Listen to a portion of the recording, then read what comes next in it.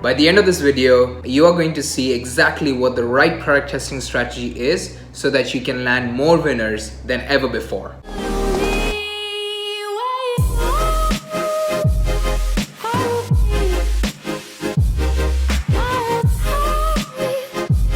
I am so confident on this strategy. It has worked like a charm for me, and it's going to work like a charm for you as well right now by the end of 2020 and also for a good part of 2021. So make sure to give the whole video a watch.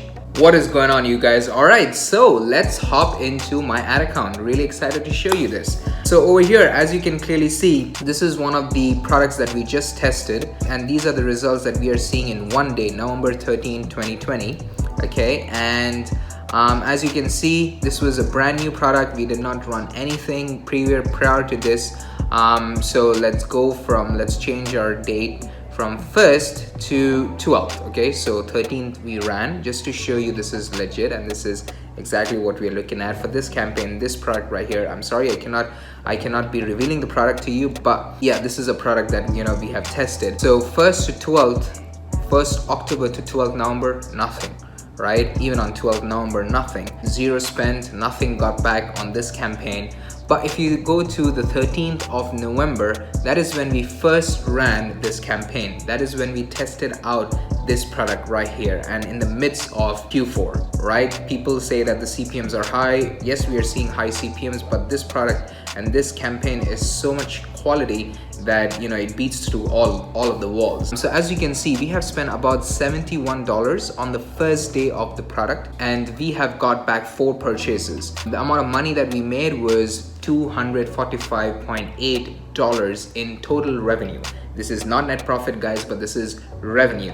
Okay, there is minus the product cost, minus the $71 of course for product test, but overall we are seeing a profit of $100 to $120 give or take, with a ROAS of 3.43. So right out the gate, as you can see, this product is doing wonders. If you want to know exactly the strategy that I have for product test, you can check my video. I'll just leave the card on top. This is something that I just recorded 2 days ago, where you will see that we go with 7 ad sets at $10 a day and how we go about it. But I wanted to go much more in detail in this video so that you get to know exactly how we see results like these for the product tests that we do, and I would want you to see the same. If you see the product performing in such a fashion the first day, right, the first day, then you can imagine how it's going to perform 100 or 100 days from now, after 3 months, 4 months, with all the data that you have.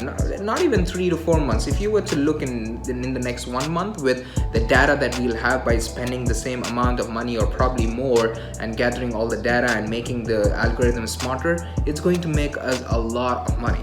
Right? So to touch base on the duration of the time that you will be putting your product test and your campaign, I test product for an entire day, for 24 hours. There are different school of thoughts. There are people who say 48 hours. There are people who say 96 hours, 2 days, 4 days, whatever suits. But for me, I like to go with the fail fast approach, right? So I'm testing products back to back to back until I find a winner. If anything were to fail, if one product test were to fail, I want to know that it fails. I want to fail quick so that I can adapt, I can learn, and I can move quick, get to the next product and get that to a winning stage, rather than putting 3 to 4 days to a product that does not have potential and losing that 3 to 4 days. I would have tested many more, or 2 to 3 more products during that duration. So it's really crucial that we are supposed to fail fast and move on to the next product as soon as possible to increase our chances of success. So essentially how I test is that I put in $70 the first day of the product test. In that $70, if it brings me a sale, the first day, if I get a sale from that product, I'm not going to change anything. I'm not going to cut anything, and I'm going to proceed to the next day, right? The day 2 starts, and most probably if I were to get a sale the first day, it's going to happen again the second day and the third day and fourth day moving forward. So no problem at all. So I'm just going to continue and going to cut the bad performing ad sets and going to remain with the good performing ad sets, right? That is what my strategy looks like for a product that is a winning product, right? The product that brings me a sale the first day.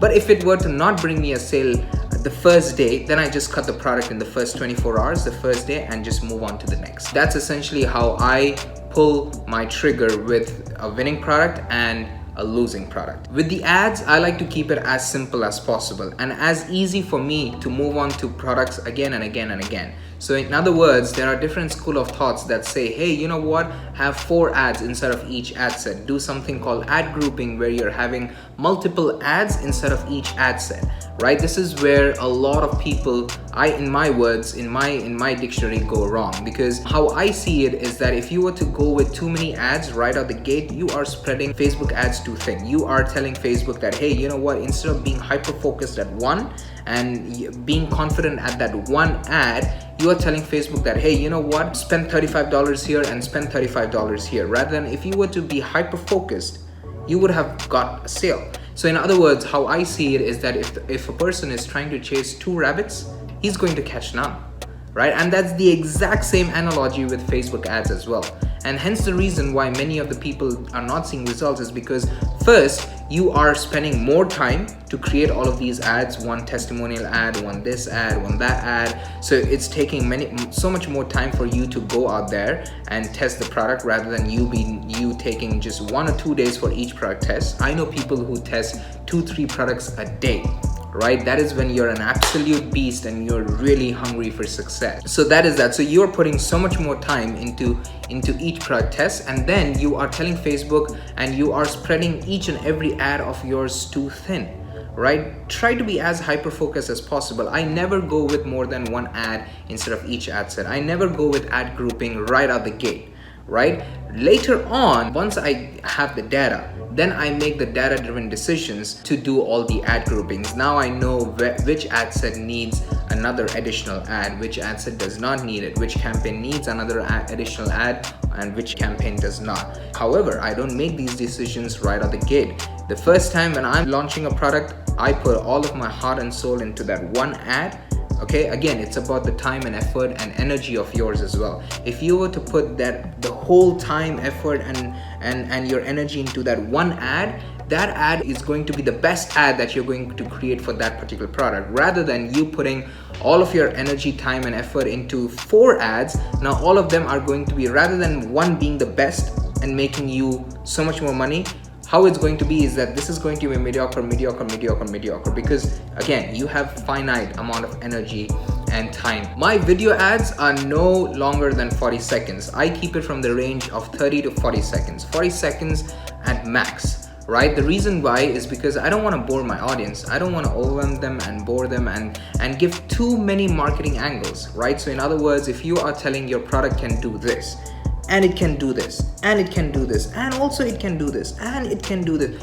Too many things. You're just overwhelming your customer. So just go with the top 2 to 3 best marketing angles that you could talk about. So in other words, let's take an example of salad chopper, right? Salad chopper can do too many things.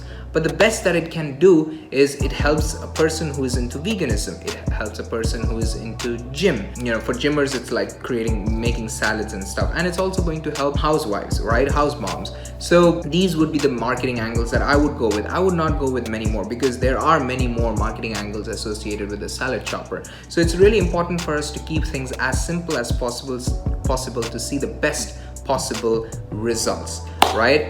You can keep about 6 to 8 ad scripts or ad text. So in other words, you know, one line of 3 to 4 second long, which talks about something about that particular video clip, could be one ad script. Okay, and that way you're going to have 6 to 8 at max. Don't have more. Don't have too many. Don't have over 10 or 15, because again, it's going to just overwhelm. So you need to be really smart at how you're going to put each and every ad script out there. And the last part, guys, which is very simple, is don't test 2 to 3 products or multiple products at once. Don't do that mistake. Be hyper focused. Again, know this analogy, or you can even pick up the book called The One Thing by Gary Keller. It talks about being hyper focused. So don't spread yourself too thin, right? Don't try to chase 2 rabbits or 3 rabbits and catch none, because you are not going to catch them. Rather, if you were to chase that one rabbit, you would. If you're ready to put all of your efforts, time, and energy into that one rabbit, you will end up catching that one rabbit. So it's really important for you to prioritize what is the most important for you, prioritize which product stands out the most for you, and put all of your time and effort and come out as the best business that is putting the best content for that particular product, and that's when you're going to see the best results compared to all the competitors out there and compared to all other ads and video ads out there and Facebook strategies. So it's really important, and that is exactly how you're going to create your own blue ocean. Right? So the blue ocean is essentially not having a lot of competition, and one way that you're not going to have a lot of competition is really putting in your time and money and your efforts, right? Money you don't have to necessarily, but really your time and effort into understanding exactly what that product does for the customers and creating content for it, putting in your time for that video ad, and that's when you are going to come out at the top, and that's when nobody is going to be as similar as you or even as good as you. So make sure you are putting in the right amount of time into each product to come out as one. And you don't have to be good at 5, 6, 7 products. If you're just good at one product, if you are the best at one, that is going to take you so much more farther away compared to being average or mediocre at 4 to 5. So like I said, be as hyper focused as possible, and that's when you're going to see the real results that you've been waiting for. So all in all, that's pretty much it, guys. It's very simple.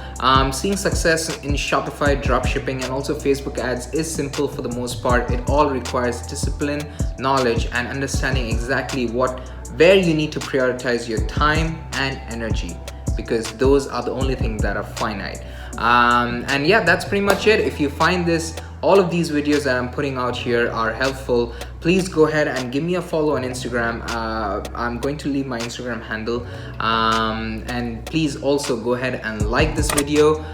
Subscribe to my channel. It's just going to help the whole algorithm, YouTube algorithm, and yeah, I'm going to keep putting out this quality content for you so that you are able to see results from something to everything, right? Yeah, that's pretty much it. I'll see you guys in the next one. Peace.